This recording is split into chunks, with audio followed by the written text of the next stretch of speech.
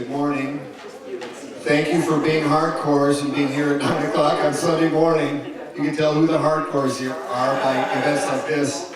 I'm Paul Nelson, and I'm the founding director of SPLAB, and I want to welcome you to the last day of the second Cascadia Poetry Festival. You know, when you talk about the effort to build community, how can one contribute to that effort of building community? And one of the first things that comes to my mind is funding poetry festivals. Especially ones like this, where there's an investigative component, where there are non-poets on the panel who are experts and really can give us tremendous information, like Eric DePlace did yesterday, and David McCloskey, who's been tracking this stuff for 30 years. Just remarkable to be in their presence and to get their life wisdom distilled in a very short presentation. Or in David's situation, this sort of short presentation. We want to thank our sponsors, Poets and Writers Incorporated, For Culture, Naked City, who provided the beer the last 2 nights at the Beer Slam and the after party. The Common Acre, which works at the intersection of culture and agriculture. 826 Seattle, which will be featured tonight on the main stage. Humanities Washington, and many other sponsors. They're on the back of your program. So if you happen to go into Central Co-op, for example, just tell them, hey, thanks for helping out the Cascadia Poetry Festival, because their contribution came in handy. That said, I do want to make a couple of quick announcements. You know, the notion here, and I know the term innovative was questioned yesterday, and I think everything should be questioned, and I'm glad it was. But we use that word for lack of a better one, and we want innovative people to have a presence at this Cascadia Poetry Festival, and that's part of why we're doing this. And the idea is that maybe there's some prophecy there, or maybe they're a little bit ahead of the curve, we hope. That's why they're innovative. And Stephen Collis yesterday was talking about examples of what he thought was quintessentially Cascadian and innovative. And he cited Jordan Abel, The Place of Scrap, as one example. Well, last night it won the BC Book Prize for poetry. So, the notion that you heard it here first is kind of what's going through my mind. Thank you, Heidi Greco, for pointing that out. And Stephen, by the way, you know, if you enjoyed his presentation on the panel yesterday, which I thought was brilliant, what did he say? Capitalism as a doomsday device? Absolutely perfect. I mean, that's poetry. To hear his poetry, come to the main stage tonight, and 7:30 with the 826 folks, and Jared Leising, and Megan Zahir, and Francis McHugh, and Heather McHugh. It's going to be dynamite. So I'd like to welcome someone from the other side of the mountains, still part of Cascadia, Pullman, Washington, and we're delighted. Wonderful reading last night on the main stage, and I'm sure it's going to be an amazing panel again today. Please welcome Linda Russo.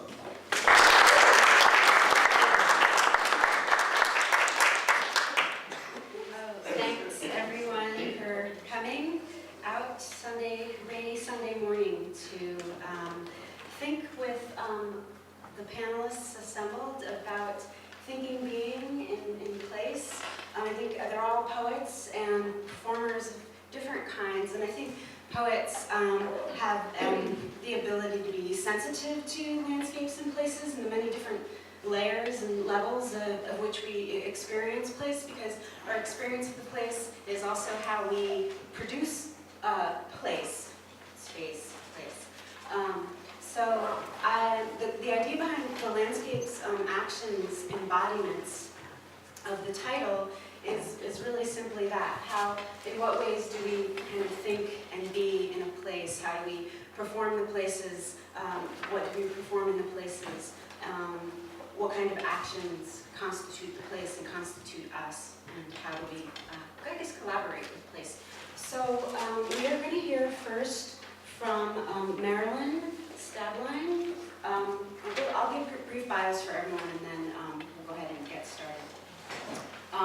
The book of poems Spitting Hard Ground won the New Mexico Book Award and the National Federation of Presswomen's Book Award. Other works include an ongoing series of prose poems, Night Travels to Tibet, a Himalayan memoir, Sleeping in Caves, and a collection of eco-essays, Climate of Extremes. She is also an award-winning artist. After 25 years, she recently returned home to the Northwest to open with her husband anthology booksellers in Portland's Hawthorne District and online. And then we will hear from Eleni Stecopoulos. She's a poet and independent scholar living in Berkeley, California. She is author of Armies of Compassion from Palm Press, 2010, Daphnephoria, and the forthcoming Visceral Poetics, a hybrid work on language, literature, and medicine. In collaboration with the Poetry Center at San Francisco State University, she created and curated a multi-year program series called The Poetics of Healing, which brought together a diverse range of participants, including writers, performance artists, physicians, psychotherapists, body workers, historians, diviners, sound healers, and activists. And she's currently finishing a related book called Dreaming in the Fault Zone. And then we will have Joanna Lilley. She lives just over the Cascadian border in Whitehorse, Yukon, after a summer in Seattle and a bicycle ride all the way from Nova Scotia to, where did you go? Oh, Inuvik, in the Northwest Territories. She decided she wanted to leave Britain and make her home permanently in the Northwest. Joanna's awards include second prize in the 2013 Dr. W.H. Drummond Poetry Contest, first prize in the 2012 Vancouver International Writers Festival Contest, and 2 Government of Yukon Advanced Artist Awards. She has an MLit in creative writing from the University of Glasgow and Strathclyde, and is a Humber School for Writers graduate. Her poetry collection, The Fleece Era, was published by Berkeley Books earlier this year. In her short fiction collection, the birthday books will be published by Hadios Press in their Strike Fire New Authors Series in 2015. And I'm just, even as I'm reading these, I'm just thinking about all the different places these women have been, and the different, so just what they're going to bring to this panel. It's really exciting. But one more introduction. Our final presenter today will be Joanne Arnott from Richmond, BC, a Canadian Métis writer. Her works are intimate with an activist slant, exploring the issues faced by a mixed-race girl and a woman in poverty, the family, danger, love, and childbirth. She received the Gerald Lampert Award for her collection of poetry, Wiles of Girlhood. Arnott lives in British Columbia with her family. She is a founding member of the Aboriginal Writers Collective West Coast, and the Aunties Collective. She has served on the Writers Union of the Cascadia National Council. And so, Canadian. You flashed 20 years into the Oh, future. that's the action embodiment. Yeah. Okay, so I will we'll get Marilyn queued up with the video.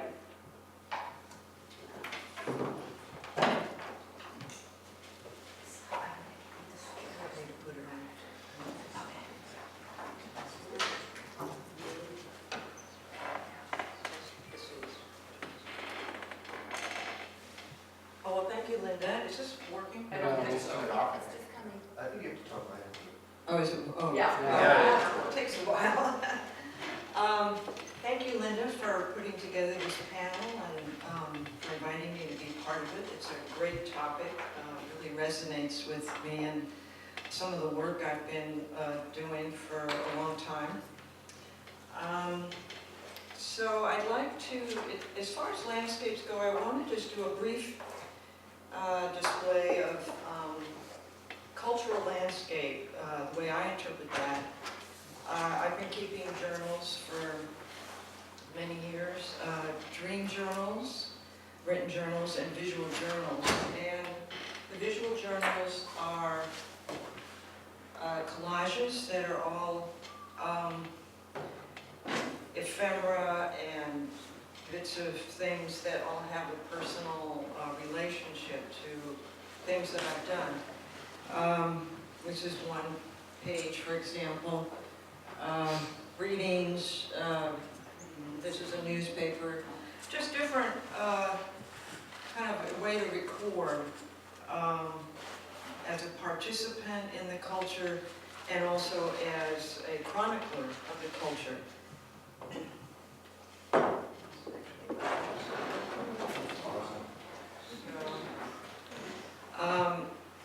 So this particular one is from York to New Mexico, 2003 to 2006. And I've also used these projected, especially the Himalayan travel journals, when I've done different performances, you know, sort of showing in the background. So that's my work with cultural chronicling and journaling. And I wanted to spend the rest of the time on a performance that I did here in Seattle in 1990, part of the Bumbershoot Festival.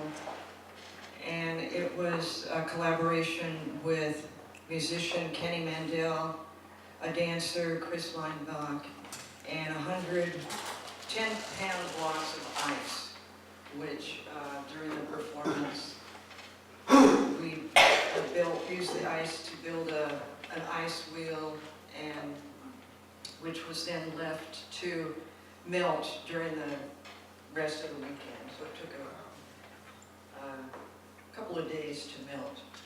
So I'm going to play it and then talk over it. I think that would be the way to do it. Let's get it going here. All right. We haven't tested the sound.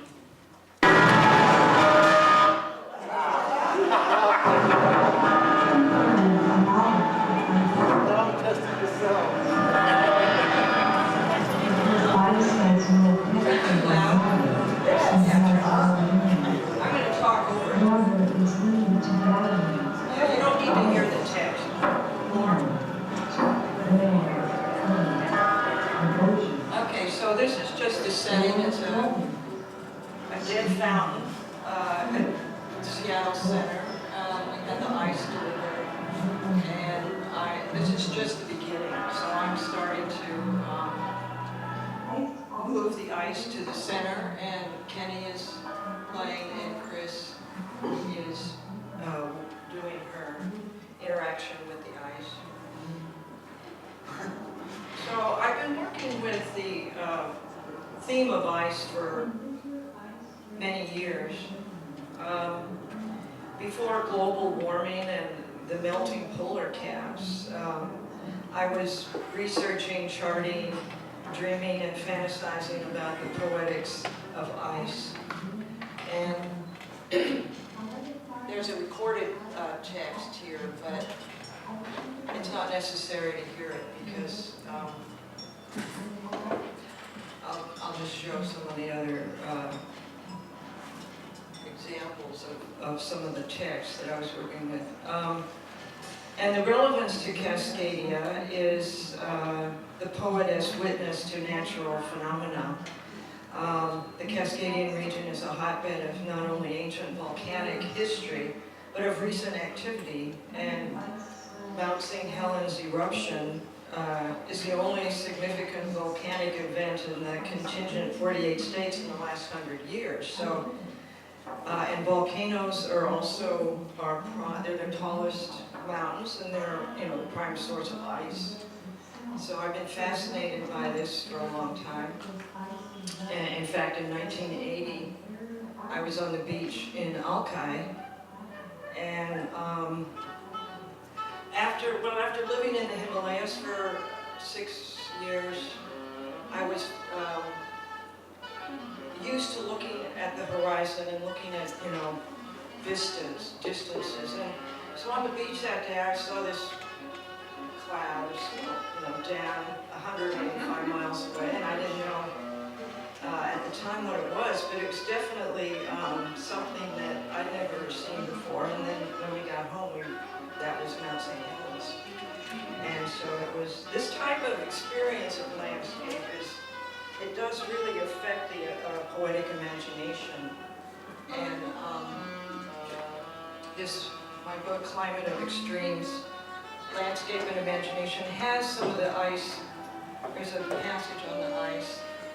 And then I also did a chapbook that was illustrated with Michael Casper and laid out the different ice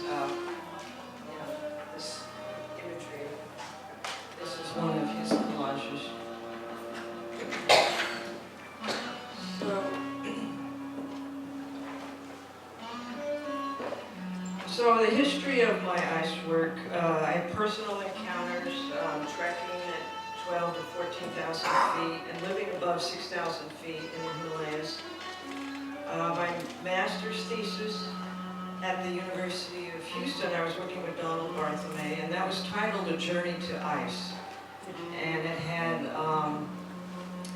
a lot of different sort of, it's like a hybrid text almost with language, folk tales, different types of texts that sort of blended into the final text.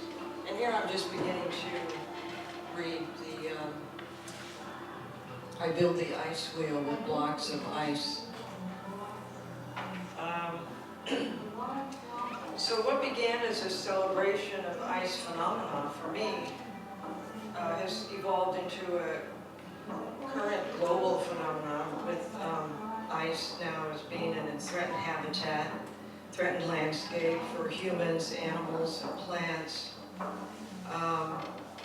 And this performance combines scientific textual sources with physical descriptions, imaginings, narrative, rumor, myth, and poetic reflections, philosophizing. A few ice topics. Ice as destination, as rarefied atmosphere. Think yogis in ice caves. In Tibet, there's a practice of meditating on ice, and wearing just like Milarepa was just a cotton clad, wearing a cotton cloth that was then, it was drenched with water, and through the body, tumo, it's called tumo, able to, sit on ice and dry generate the heat to survive and conquer the cold. Ice as spiritual environment. It's just really an amazing landscape, walking up, elevation. Ice as purification, halts decay, it preserves. Some of the mummies that have not, in Switzerland, there was that ice, the man that was Iceman, there you go. And also the ice, the mammoths and all the animals. Ice is linguistic phenomena. Of course, the Inuits have a big vocabulary of snow, and other cultures do too. We have, just for, examples, we have hoarfrost, ice needles, brash, sleet, glazed rime, hail, sludge, flow, berg, mirage. It's as a landscape, it's so incredibly rich and diverse. Ice as substance, as edible, as medicine, reduces swelling, reduces temperature. Ice as aesthetic uniqueness, beauty, the infinity of no two snowflakes are alike. And so that's basically what I wanted to share with you. And my hope is to put together more of my ice material into a hybrid text that includes the narratives, the performance, art, and tales and whatnot. So, thank you.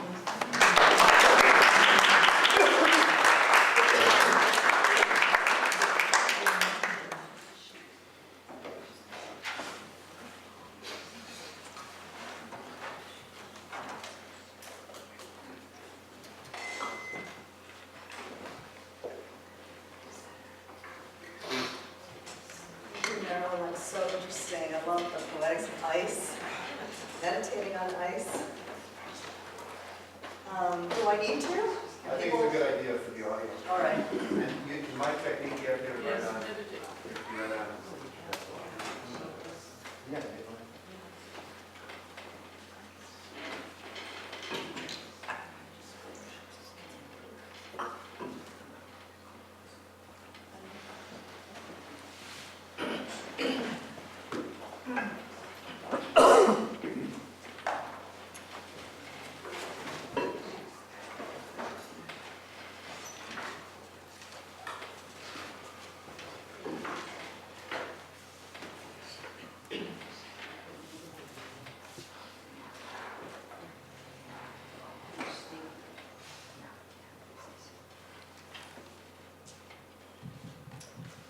Thank you, Linda, for this really interesting panel. I'm very happy to be here. I'm not from Cascadia, but I do think a lot about specific places and the power that specific places hold. So I've become interested in sacred landscapes, in ritual landscapes, as places of immanent power. There are different definitions to them. Some will say that there is a certain marked or bounded landscape that is marked for ritual activity of a communal or religious nature. So think burial grounds, sanctuaries, shrines. And the landscape is invested with sacred meaning, whether to heal or receive the dead, or a place where divinity is present. But it has to be a certain place. That place itself has specific energy. And so I think that sacred landscapes are really interesting because they have their own poetics. They have a poetics that's immanent, that's in the place itself. And then there's the poetics which the people who come from that land recognize and understand. Right? That they have been taught that by the land, by the powers of the land, whether we call them divinities, grandmothers, ancestors. So I want to just give you a few topoi, literally topoi, locations of what I've been learning about. They're chiefly in the Mediterranean world. I mean, there's sacred landscapes all over the world, of course. Stonehenge would be an example, Teotihuacan, another example. And so I'm interested in sacred landscapes, but also in the idea of land itself as sacred. So it doesn't necessarily have to be a ritual marked off landscape that's for special ritual activity. Some of the topoi, some of the locations though that I've been looking at are first Delphi in Greece. Delphi is a place where the Pythia, the priestess, would sit on a tripod and vapors would rise and intoxicate her, and then she would speak. Apollo would speak through her, and so she was the instrument that he played through. But even the ancients acknowledged that Apollo got his power from Earth. And for a while, the ancients spoke about the pneuma, which can mean vapor or gas or breath, but also means spirit. So for instance, in modern Greek, we speak of aia pneuma, the Holy Spirit. And in the 19th century, this theory fell out of favor because they hadn't been able to locate the vapors. And so they thought that it was just a language act, that it was just some sort of act of possession. And very recently, maybe about 10, 14 years ago, they were able to locate the sources of the ethylene gas that come up through the fissures in the rock. Delphi, it turns out, is located where two faults cross. And this crossing of faults makes the rock very permeable. All of these sacred sites in Greece were in a network, and they were on geodynamic lands, very prone to earthquakes, lots of underground water, that there was a dynamism in the earth and a power in the earth. So sacred landscapes have their own poetics, and that's an immanent power in the correspondences that people plotted between them, the alignments that people make with geomorphological features, valleys, waterfalls, and the ritual meaning that's invested. There are also many places where it's understood that language is given by the land, or language had come up, that underground there are sources of prophetic power. I'm talking chiefly now about the ancient Mediterranean, which is what I've most studied. I think that we can learn something about poetics, about sources of language. We talked a lot about material language, the forms of poetry, immanence, organic form.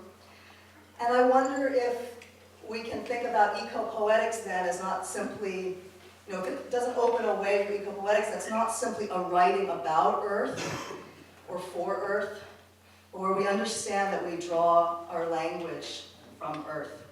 Some other locations, near where one of my grandfathers was born and raised, they found an oracle, what they think is an oracle of Apollo the wild celery. Why do they think this? They found some inscriptions on a stele, but they also found that there were geological and geomorphological features in the kinds of rock and the features of waterfalls, hanging valleys, steep cliffs, cave, that exactly match the site of Delphi.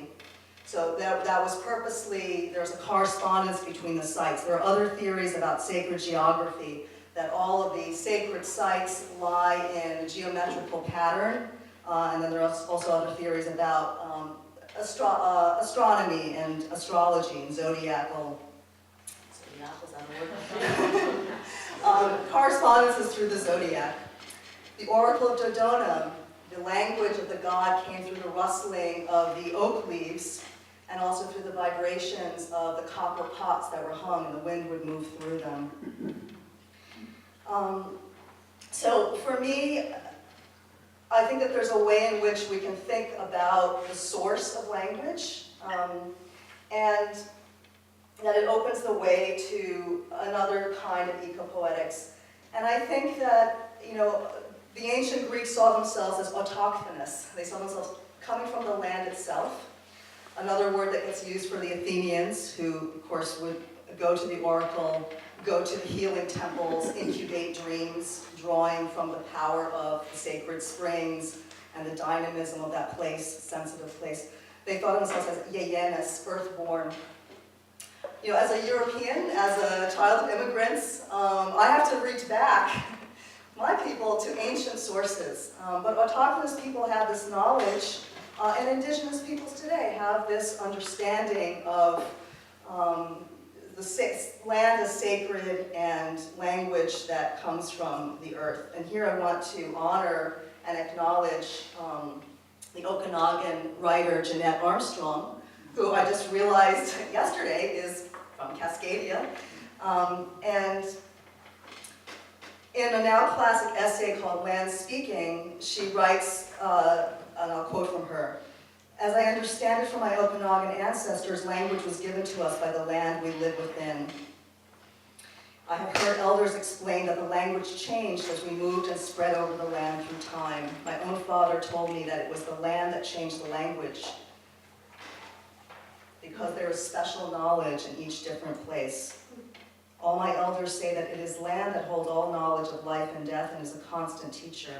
It is said in Okanagan that the land constantly speaks. It is constantly communicating. Not to learn its language is to die.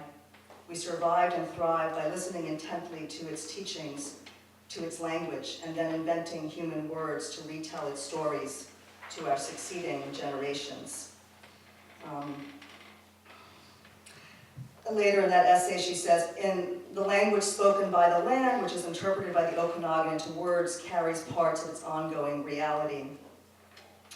In this sense, all indigenous peoples' languages are generated by a precise geography and arise from it." So, of course, cultures and traditions are very different, and they're not equivalent, and we don't want to make easy analogies. But I think that when we look to these different traditions, different cultures, knowledge, we can see language differently. We can cultivate a consciousness among those of us who think about poetics and environment and ecology that makes us see earth and language differently. And if we think of language as truly material in that sense of coming from earth in different senses, then maybe we can understand that we all come from earth. And, you know, ecopoetics is a word that's very much in currency now. But when I think about it, again, from my position, you know, as somebody who is descended from immigrants, who I don't live on the land of my ancestors, I'm trying to reconnect with that land in a sense, there's a separation in ecopoetics. You know, just by having to put eco in it, you know, we try to somehow recognize, correct, restore this sense of, you know, that our poetics is an earth poetics. My teacher, the ethnographer, linguist, Dennis Tedlock, who's a great scholar of Mayan literature, my teacher, Dennis Tedlock, always would say every poetics is an ethnopoetics. Every poetics will show who your people are, where you come from, the languages that you speak. I want to propose that maybe every poetics is an eco-poetics. It's always already an eco-poetics. And I will close with an excerpt from the poet Alice Notley from a poem called Earth Speaks. I hear you thinking, human, I, the anthropomorphized, you are terramorphized. I am now projecting into you. There is no bit of you who didn't come out of here. Your body grew here, soul sees through rock, crystal. I grew you, I grew you. Thanks.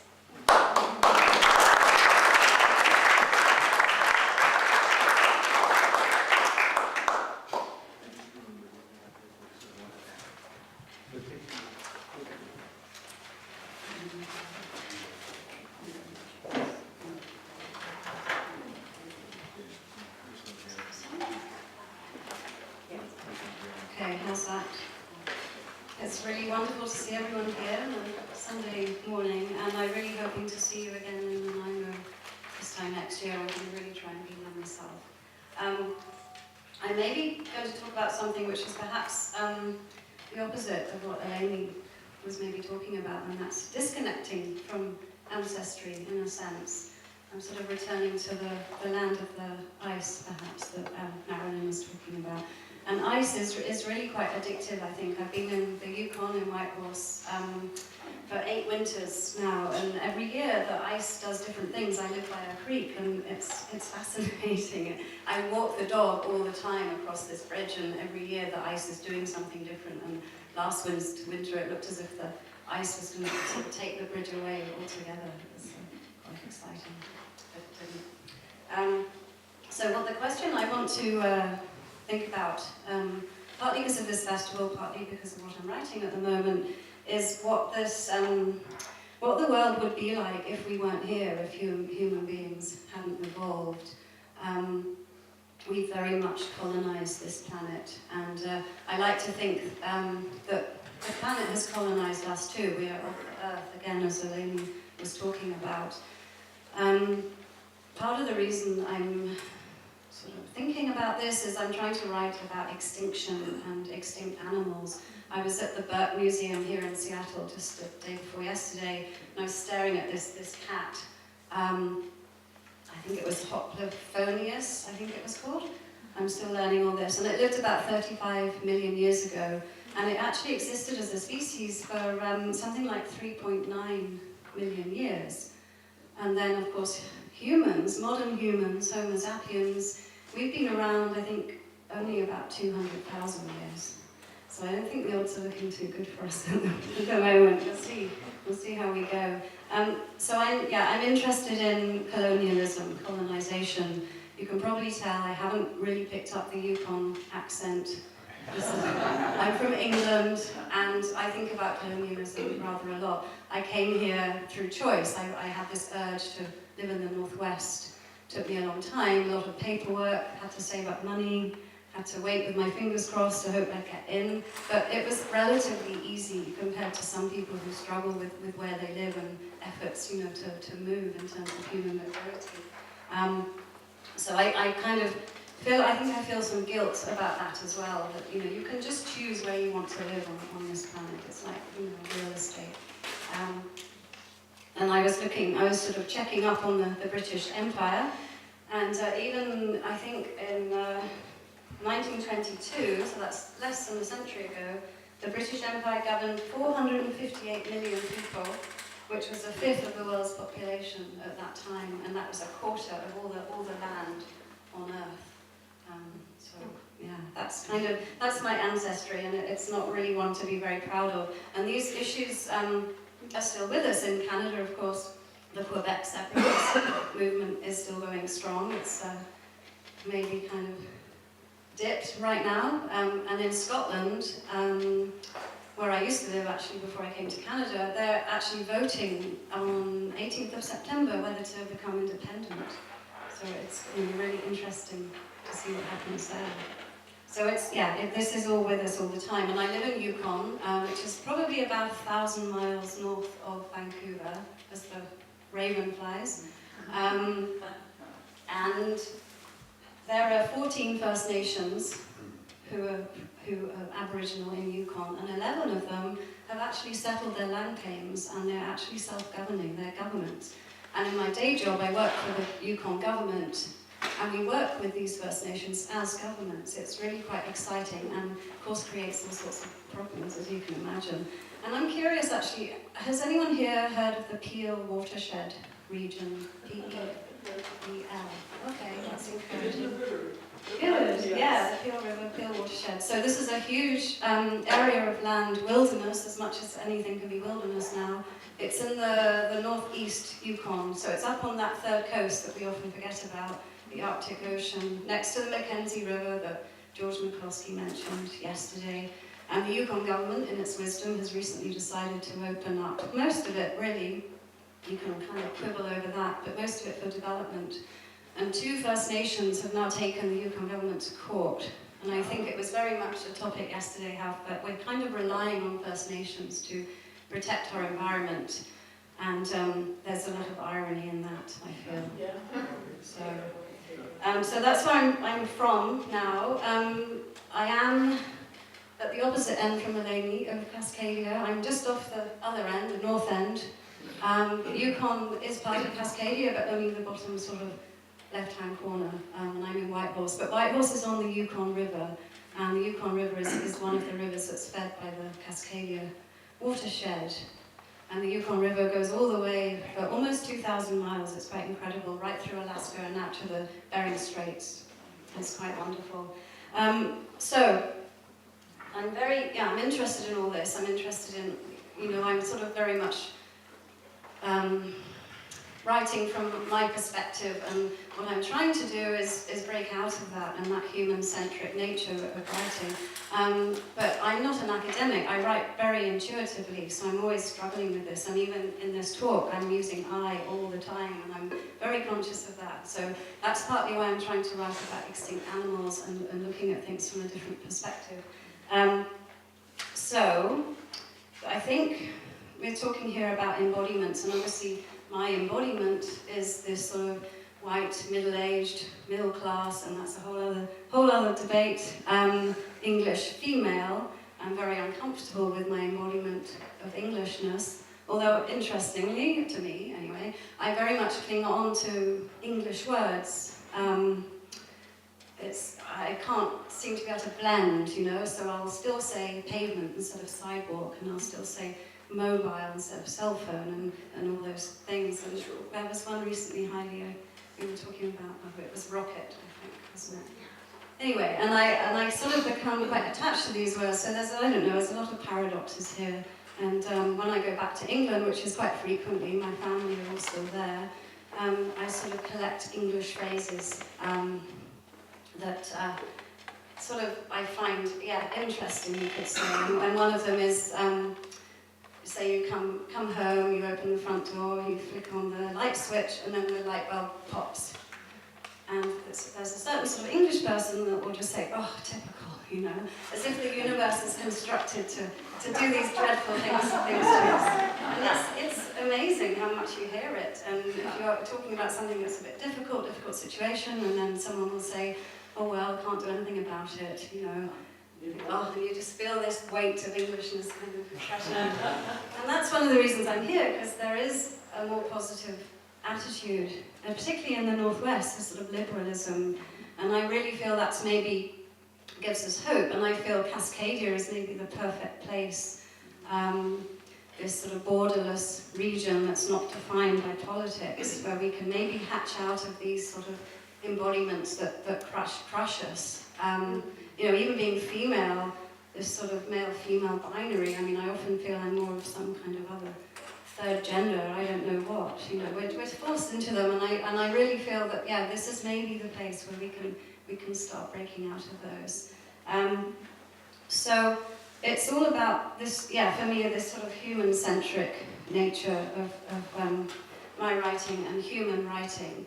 And and I'm looking at that cat, and I'm trying to think, that cat in the museum, how can I get into that other experience? So I thought I could read a poem. I could finish up with a poem. Is that okay? It's not a very nice poem. I don't like it. But I'm going to read it anyway, because it fits with the theme. This is kind of before I was writing about extinction, perhaps. This is called Neo-Colonialist. At Vancouver Airport, I got through immigration without a hitch. My British passport proved who I was, the same as everyone else who's white with 2 degrees, whose parents made sure she spoke without a regional accent and learned how to play the violin and how to ride a horse. It was a lark at first to emigrate, homeless, jobless, carless, carefree, until we had to spend the money we made on the house. We'd never experienced grocery store trauma before.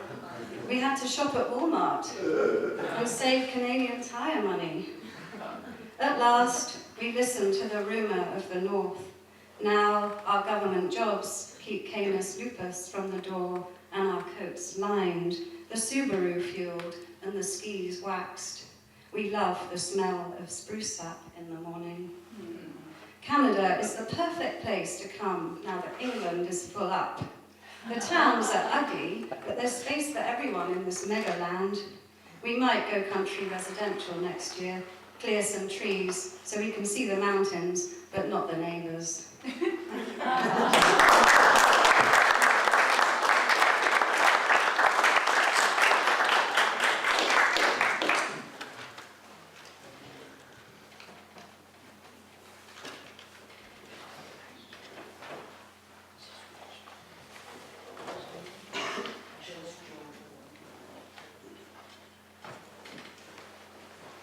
Good morning, everyone. Yes, I was encouraging Joanna to do a poem because I was going to do a poem. I just wanted to speak very briefly about 4 different projects. I'm thinking a lot about embodiment. For myself, I've spent only 2 years in the academy, except as a visitor. And what I have done, my practice, if you will, is I've had 6 children and breastfed each of them. So I've spent something like, I don't know, I can't remember what it was, 12 years pregnant and whatever, something like this. Not exactly that, but I think it was 12 years. So there's a, and when you're doing that care of the very small, the pre-verbal, right, then you begin to realize how, the most aged and most sophisticated person is also operating on the same principles on the physical level, on the emotional level, on the energetic level. So to me, embodiment is it's a kind of a balance that we do. We take in the world, we release to the world, and that's a responsibility in a way. We have to not run away, but do our best with whatever life throws at us, and show leadership in that way. So one of the projects I wanted to touch lightly on is called Reconciliation Through Poetry, and this was something that came about through SFU. They have an award that they decided to give this year, the Jack Blaney Award, which they gave to Chief Dr. Robert Joseph. And so in order to honor him, they decided to commission 5 local poets, Indigenous and non-Indigenous, and asked us each to write about reconciliation and to write in honor of Chief Robert Joseph. And so we did that. And it's interesting to talk to the other poets because every single one of us, our initial thought was, why me?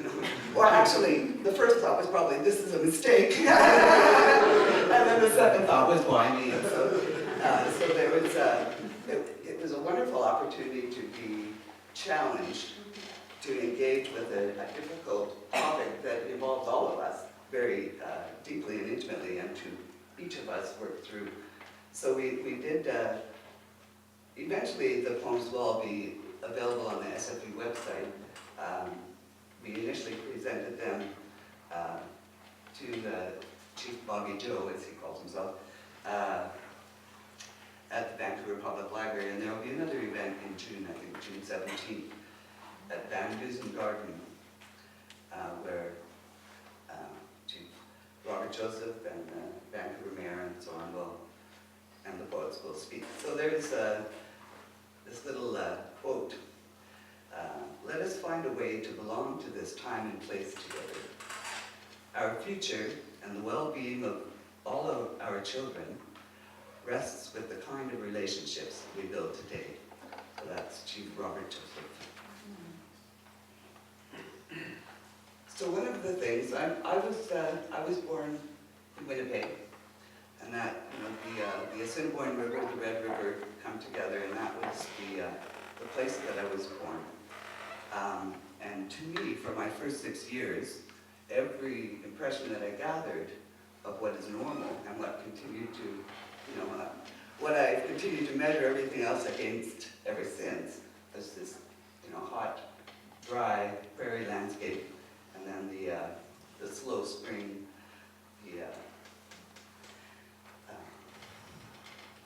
everything about it, which I still love. But I've been living on the West Coast for 3 times as long as I ever lived in Manitoba. And at a certain point, I started to look around and realized that whenever I went to write, I would close my eyes and I would be in the prairie.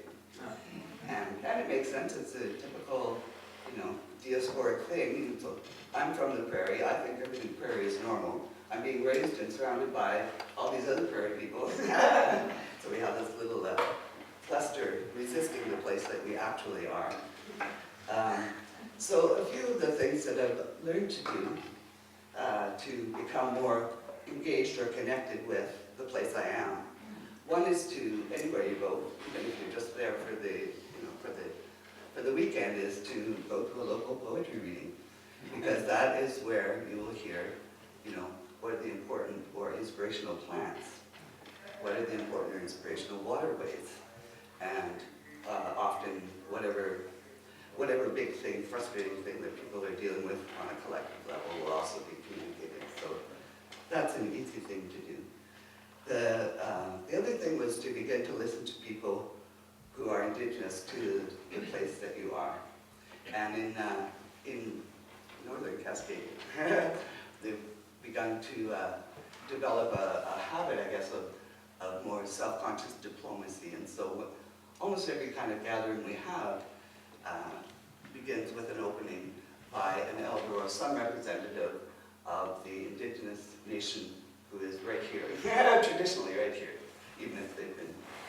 So to build up that sense of diplomacy and rapport, because colonization says, Indians are yesterday. And it's like, well, no, they're here.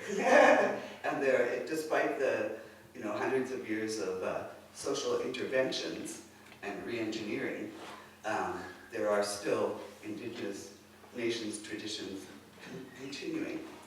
And so for myself, where I'm living now and have been for some time is the islands and the river at the mouth of the Fraser. And so the Musqueam had many permanent houses there, and there was a big trading place, so there were a lot of visitors from away, pre-Cannery days. So one of the things that I did was to just start hanging out, take whatever opportunity that I could to find out to receive the oral history of the place from the Musqueam people. Larry Grant and, what's that two guys' name? Anyways, some other guy. Were people that I listened to a lot. Terry's his name. Don't tell him I said he was cheap, already.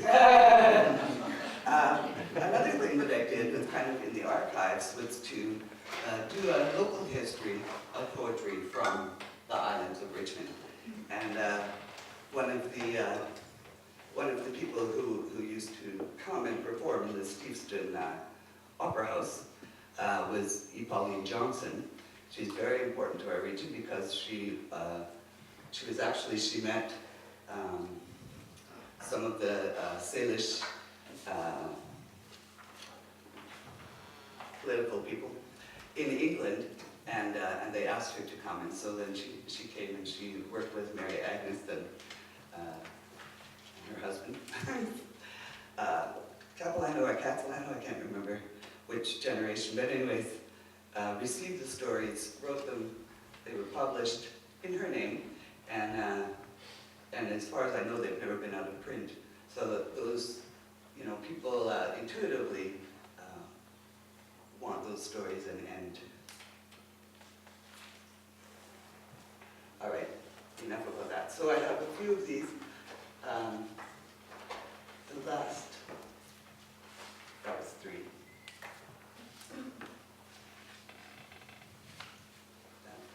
Okay. The last thing that I wanted to share with, the pump house station. I was asked to work with school children to gather words about because we're an island. There are pump houses around the perimeter of the islands to just work with the water levels, the drainage ditches and all that. So I worked with the students and harvested many words in English, and of these, maybe 10 were chosen to present permanently on the building, which I don't have that over yet, but and it was a very interesting struggle for me. I was sort of casually brought in toward the end of the sure you can pass them around. Toward the end of the project, which is like, oh yeah, let's get a word artist here and do some words. And I was encouraged to take a multilingual approach, but in the end they decided, and there was the understanding that there would be editing. So I submitted words. I received words from the school children in English and Chinese and Japanese. And I also worked with the Musqueam elder to find appropriate indigenous words for that area and for the ecology of the river and things. And I submitted my words, and they returned them to me. They just, oh yeah, I think it's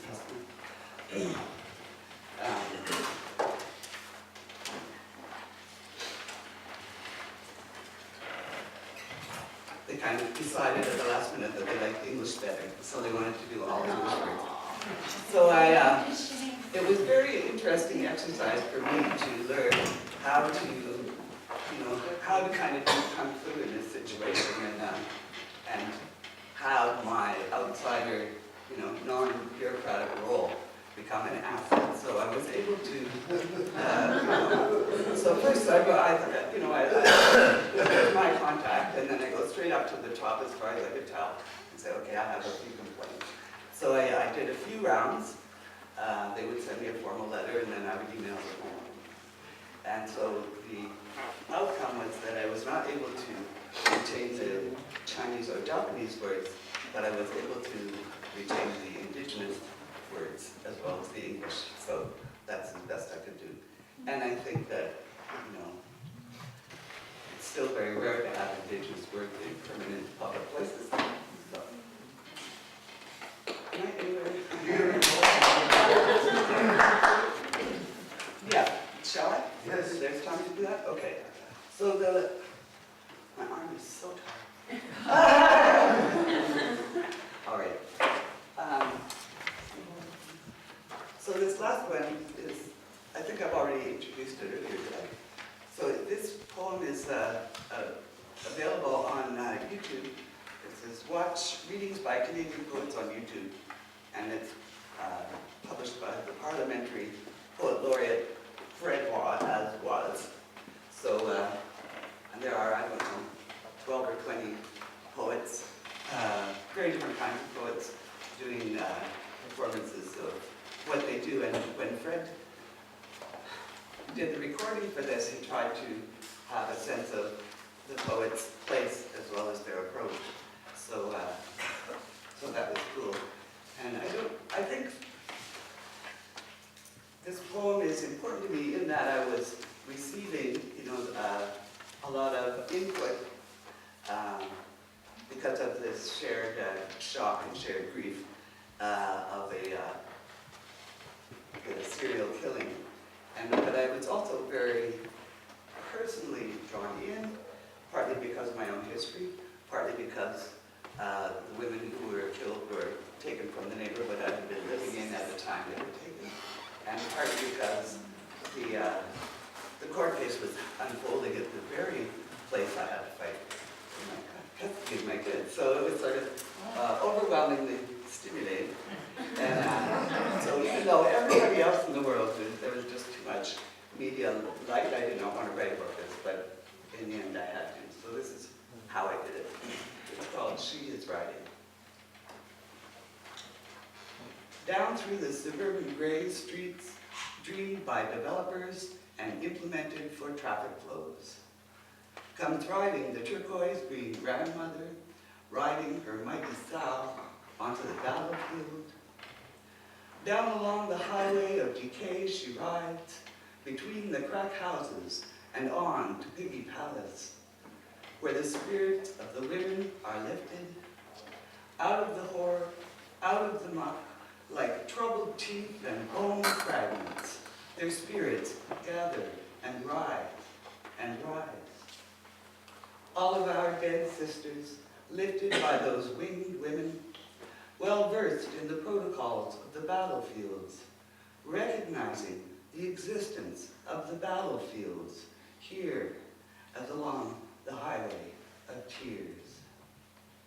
Shoulders back, open arms, open chested. The turquoise green grandmother breathes, along with each one of us still traveling our inner city streets, our turns on the quiet highways, our love affairs gone wrong, our villages overrun. Shoulders back, open arms, open chested. Letting flow the sounds of the inside, the sounds of our voices calling out songs of sorrow, the sounds of our drums rising through time and through sky, the sounds of our warm bodies traveling swift through the valleys and through the forests. Shoulders back, open arms, open chested. We accompany our sisters and brothers to the threshold. We hold them until they are fled, and then we hold them more. We accompany our mothers and our fathers. We accompany our children, our friends, and oh, the many strangers, the stargazers.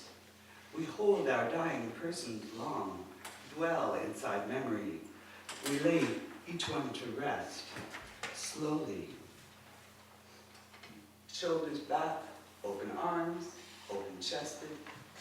Tears coursing from the inside, across the outside, and wetting our multi-hued skins. The touch of a warm palm in passing through hair on a child's head gently. The touch of lover to beloved, anywhere, at any time. The touch of grandmother's warm palm on the cheek of her adult offspring, or along the stiff hair on the sow's back she is riding.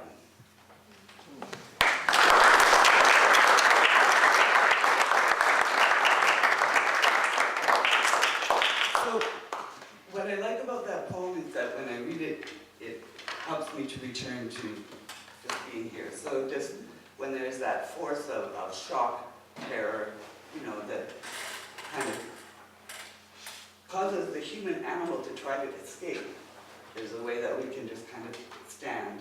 And sometimes, I think about this in terms of thinking, that sometimes we can get really stuck in some kind of an intellectual difficulty, and sometimes you can resolve that difficulty with more and more intellect, at which point you have to use song and sound, and you can, by processing, poetic processing, you can make something more manageable without, and then the thoughts change. Anyways, thank you very much.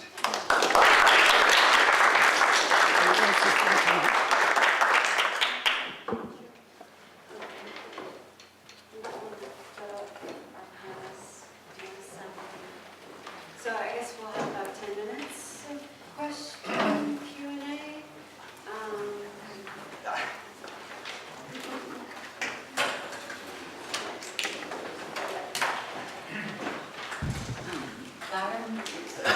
I have a question. Oh, you have a I raised my question? hand. Sorry. Do you want the mic or are you going to yell it? What do you want? Fire away.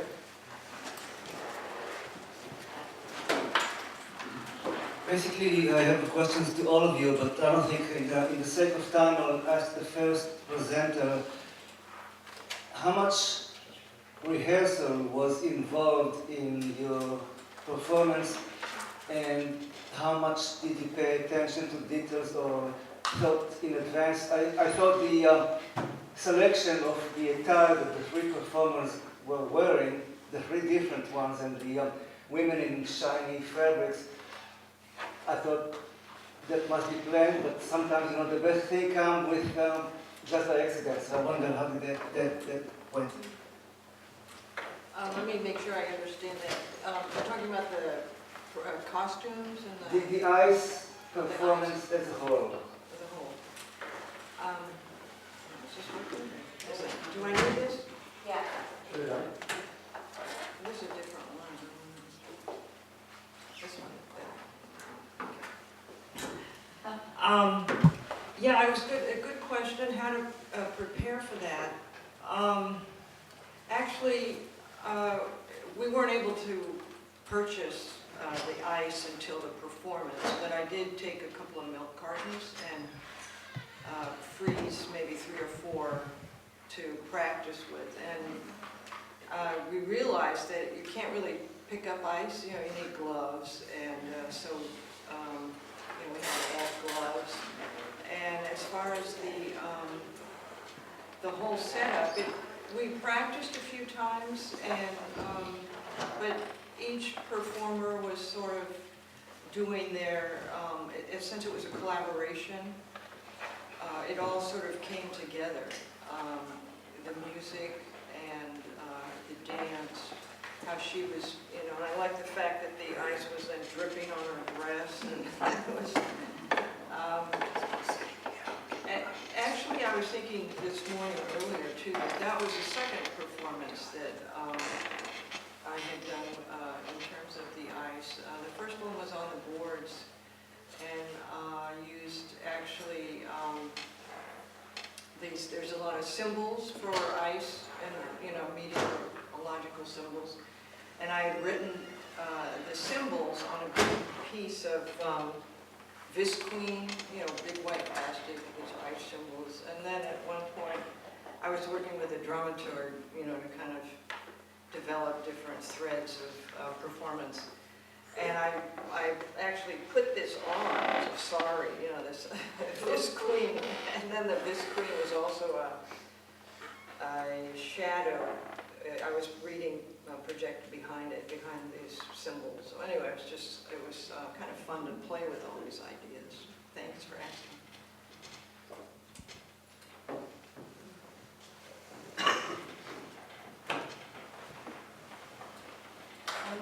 Here's a question for Elena.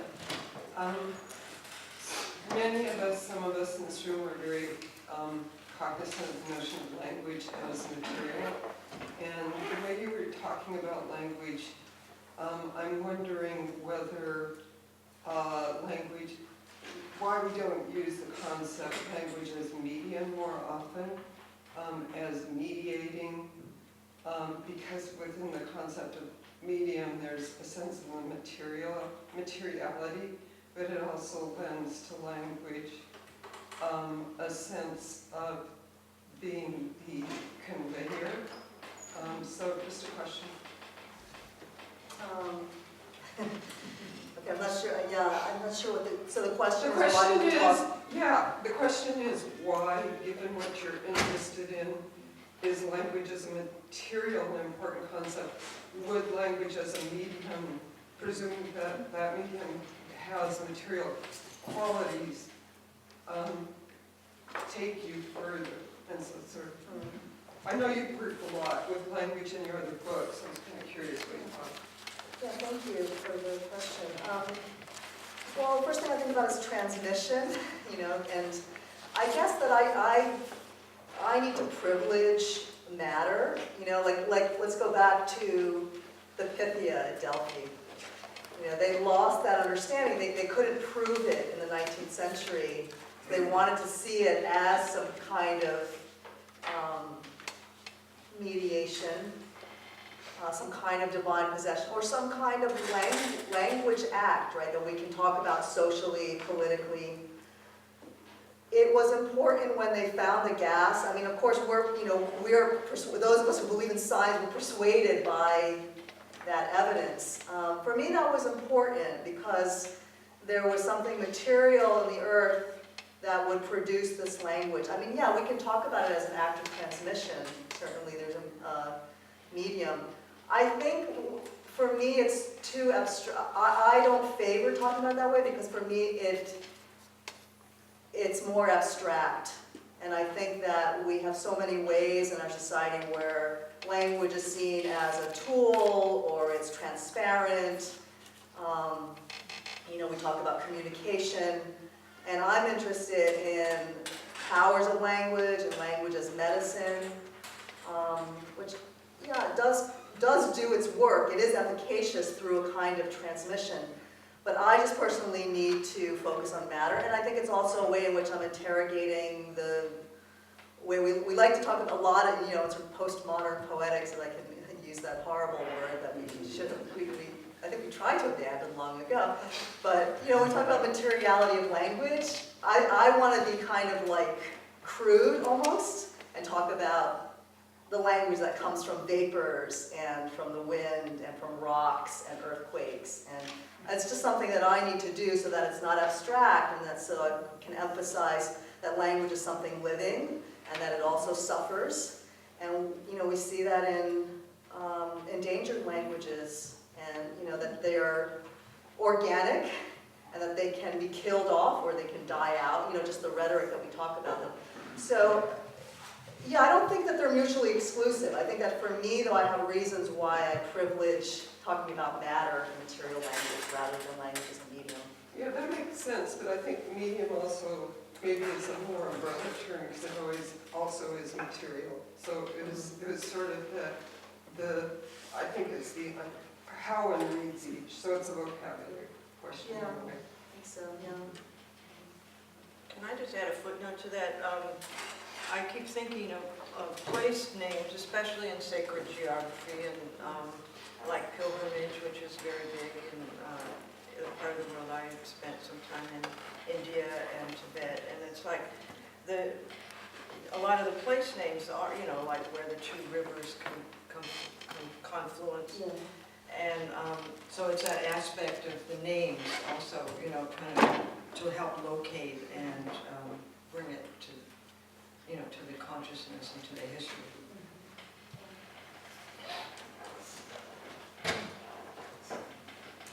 This is more of a comment than anything else. I could probably just project into it.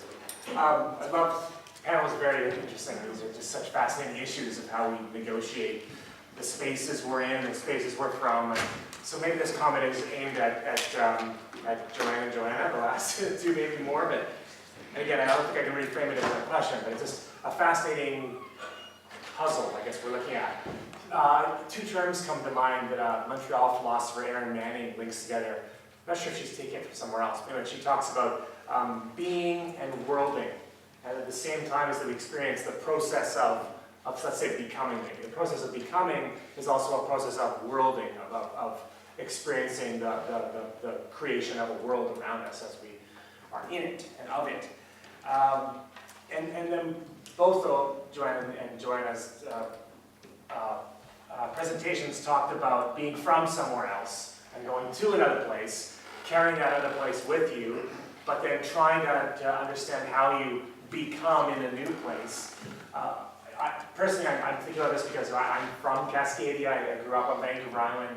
I think if I moved away, I've always lived here for almost 50 years, but if I moved away, I think I would necessarily take those trees and that ocean and those rivers with me. Nevertheless, the more I work closely with First Nations people and that sense of ancestors in place, I think, well, my ancestors aren't here. They're in England and Scotland. They all came here as coal miners 100 years ago. And so I'm more and more wanting to go be in England. And that's a weird problem because I love all the comments you made, Joanna, about like empire, and colonization. I'm like, why the hell would I want to be there? And yet, maybe 1,000 or 2,000 years of my dead ancestors are there in that land. I don't know what to do with any of this. But if you have any comments,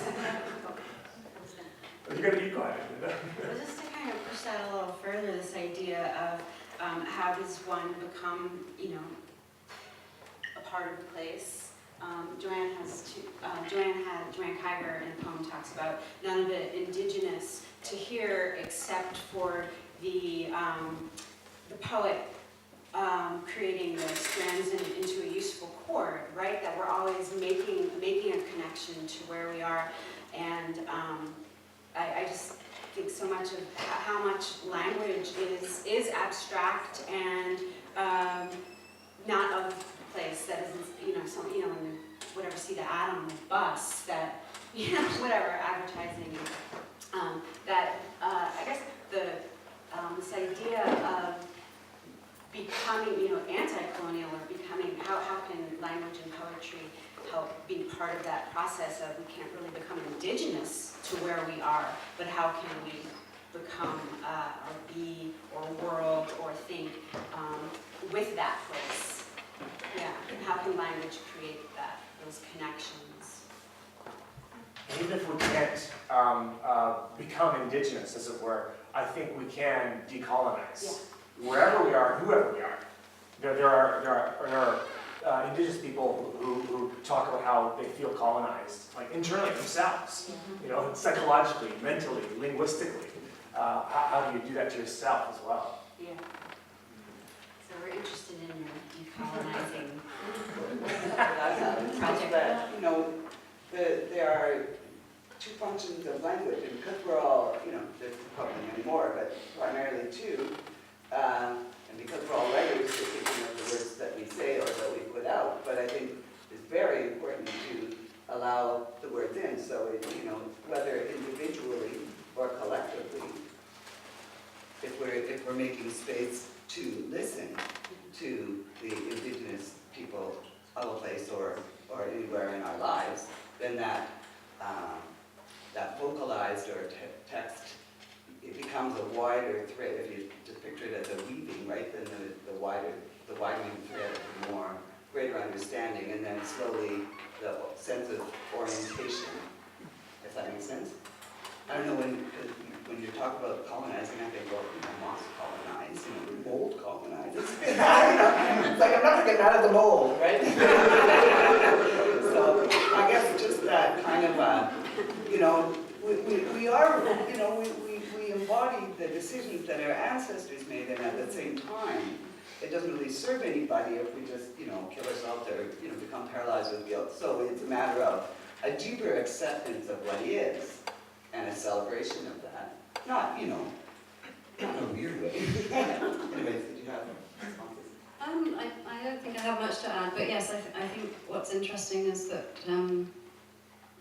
we want to have this sort of global citizen attitude, and yet we also want to keep the regionalism, and we want to keep what's unique about us. And it is a kind of a weaving, and that's what I find really fascinating. And I suppose it's about being accepting and open and not being judgmental. I think for me there's a lot of judgment in my own sort of background as an English person, and it's sort of becoming liberated from that, I think. Yeah, I guess